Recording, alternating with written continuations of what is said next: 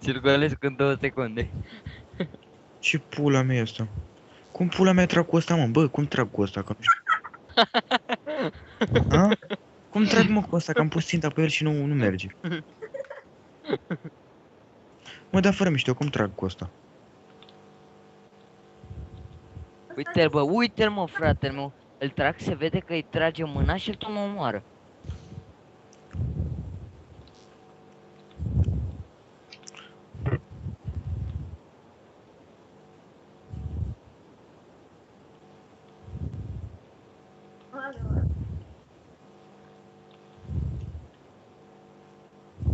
Iuli! Ia uite-l, mă.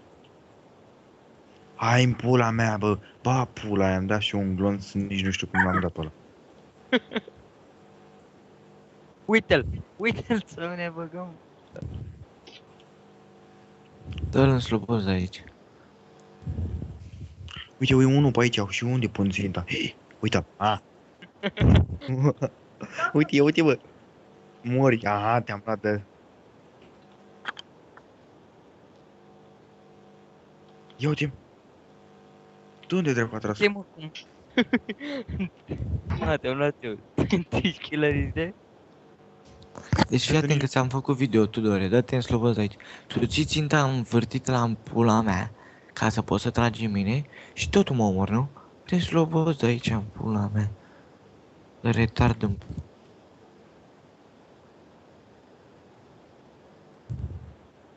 Uite-l cum a luat. Pula mea, supărarea mă, că vin și te iau la pumni.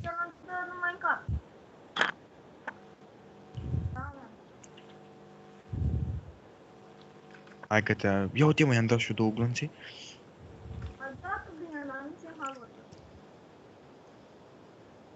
Mori.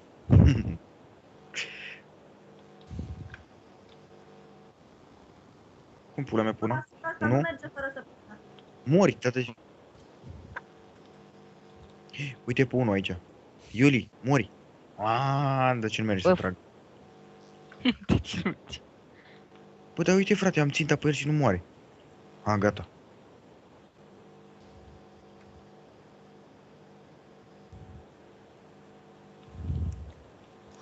Că mi-ești pula, nu, Tudorei cu mătii. De unde a tras, frate? Lua-te-a și în pul. Nici n-am văzut de unde m-a tras. Dar eu tot îl trag în pulă, că el nu se supără, nu-i așa, mă?